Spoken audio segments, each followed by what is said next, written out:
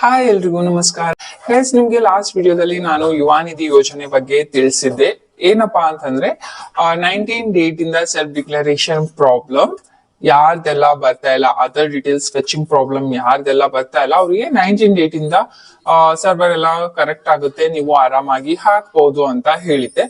ಆದ್ರೆ ನಿನ್ನೆ ಹೋಗಿ ಮತ್ತೊಂದ್ಸಲ ನಾನು ವಿಚಾರಿಸಿದಾಗ ಅವ್ರು ಏನ್ ಹೇಳ್ತಾ ಇದಾರೆ, ಡೈರೆಕ್ಟ್ ಆಗಿ ಹೇಳ್ತಾ ಇದಾರೆ. ಅದ್ರಲ್ಲೂ ಕೂಡ ನಮ್ಗೆ ಗವರ್ಮೆಂಟ್ ಅವರು ಏನು ದುಡ್ಡು ಹಾಕ್ತಾ ಇಲ್ಲ, ನಾವು ನಿಮ್ಗೆ ಹಾಕ್ತಾ ಇಲ್ಲ, ಯಾವಾಗ ಬರುತ್ತೆ ಅಂತ ನಾವು ಹೇಳಲ್ಲ. ಸೊ ಈ ರೀತಿಯಾಗಿ ಡೈರೆಕ್ಟ್ ಆಗಿ ಇನ್ಫಾರ್ಮೇಶನ್ ಕೊಡ್ತಾ ಇದ್ದಾರೆ. ಸೊ ಇದರ ಅರ್ಥ ಏನಪ್ಪಾ ಅಂತಂದ್ರೆ ಅವ್ರಿಗೆ ಹೇಳೋರು ಕೇಳೋರು ಯಾರು ಇಲ್ಲ. ಈವನ್ ಸೋಷಿಯಲ್ ಮೀಡಿಯಾದವರು ಕೂಡ ಈ ಒಂದು ಯುವ ನಿಧಿ ಯೋಜನೆ ಬಗ್ಗೆ ಏನು ಇನ್ಫಾರ್ಮೇಶನ್ ಕೊಡ್ತಾ ಇಲ್ಲ.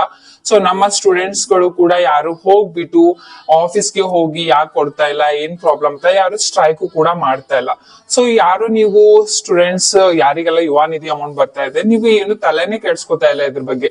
ಜಸ್ಟ್ ನೀವು ಮೊಬೈಲ್ ಹಿಡ್ಕೊಂಡು ನೋಡ್ತಾ ಇದ್ದೀರಾ, ಫೆಚಿಂಗ್ ಆಗ್ತಾ ಇಲ್ಲ, ಆಗುತ್ತೇನೋ ಅಂತ ಈ ರೀತಿಯಾಗಿ ಮಾಡ್ತಾ ಇದ್ದೀರಾ ಹೊರತು ಯಾರು ಕೂಡ ಹೋಗ್ಬಿಟ್ಟು ವಿಚಾರಿಸ್ತಿಲ್ಲ.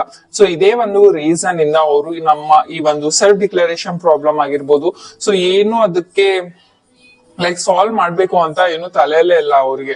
ಅದೇ ನೀವು ಗೃಹಲಕ್ಷ್ಮಿ ಅಮೌಂಟ್ ಆಗಿರ್ಬೇಕು, ಅದ್ರಲ್ಲಿ ತುಂಬಾ ಜನರಿಗೆ ಏಜ್ ಆದವರಿಗೆ ಈ ಒಂದು ಅಮೌಂಟ್ ಕೊಡ್ತಾ ಇರೋದು. ಅದು ಅಂಡ್ ಸೋಷಿಯಲ್ ಮೀಡಿಯಾದಲ್ಲೂ ಕೂಡ ತುಂಬಾನೇ ಚರ್ಚೆ ಮಾಡ್ತಾರೆ. 1 ತಿಂಗಳು ಅಮೌಂಟ್ ಬರ್ಲಿಲ್ಲ ಅಂತಂದ್ರು ಕೂಡ ಅಜ್ಜಿ ತರ ಯಾರು ಇರ್ತಾರೆ ನೋಡಿ, ಅವರೆಲ್ಲ ಸ್ಟ್ರೈಕ್ ಮಾಡ್ತಾರೆ, ನಮ್ಗೆ ದುಡ್ಡು ಬರ್ತಾ ಇಲ್ಲ, ಸಿದ್ದರಾಮಯ್ಯ ಅವ್ರಿಗೆ ಬೈಯೋದಾಗಿರ್ಬೋದು, ಸೊ ಮೀಡಿಯಾ ಮುಂದೆ ಬೈಯೋದಾಗಿರ್ಬೋದು. ಸೊ ಈ ರೀತಿ ಎಲ್ಲ ಮಾಡ್ತಾ ಇರೋದ್ರಿಂದ ಈ ಒಂದು ಗೃಹಲಕ್ಷ್ಮಿ ಅಮೌಂಟ್ ತಿಂಗಳ ಕರೆಕ್ಟ್ ಆಗಿ ಬರ್ತಾ ಇರೋದು. ಅಂಡ್ ಫೆಬ್ರವರಿ ಮಾರ್ಚ್ ಇಂದ ಕೂಡ ಗೃಹಲಕ್ಷ್ಮಿ ಅಮೌಂಟ್ ಬಂದಿಲ್ಲ, ಬಟ್ ಇವಾಗ ಅದು ಕೂಡ ಅವ್ರ ಅಕೌಂಟ್ಗೆ ಹಾಕ್ತಾ ಇದ್ದಾರೆ. ಅಂಡ್ ಅದ್ರಲ್ಲೂ ಕೂಡ ಲಕ್ಷ್ಮಿ ಹೆಬ್ಬಾಳ್ಕರ್ ಅವರು ಇದ್ದಾರೆ, ಅವರು ಒಂದು ಸೋಷಿಯಲ್ ಮೀಡಿಯಾದಲ್ಲಿ ಆಕ್ಟಿವ್ ಇರೋದ್ರಿಂದ ಗೃಹಲಕ್ಷ್ಮಿ ಅಮೌಂಟ್ ಅವರೇ ಹಾಕೋದ್ರಿಂದ ಈ ರೀತಿ ಎಲ್ಲ ಸ್ವಲ್ಪ ಟೈಮ್ಗೆ ಬರ್ತಾ ಇದೆ ಈ ಒಂದು ಅಮೌಂಟ್, ಈ ಒಂದು ಸ್ಕೀಮ್ ಅಮೌಂಟ್.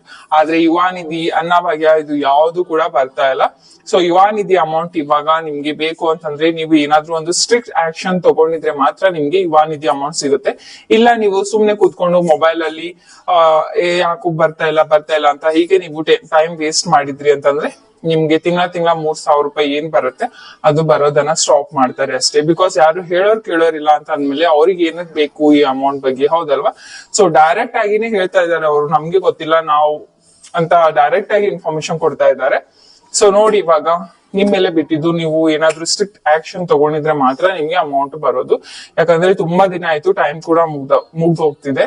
ಸೊ ಏನ್ ಮಾಡ್ತಾರೆ ಏನು ಅಂತ ಗೊತ್ತಿಲ್ಲ. ನಿಮ್ಮ ವಿಚಾರ ಏನು ಅಂತ ಒಂದ್ಸಲ ಕಾಮೆಂಟ್ ಅಲ್ಲಿ ತಿಳಿಸಿ.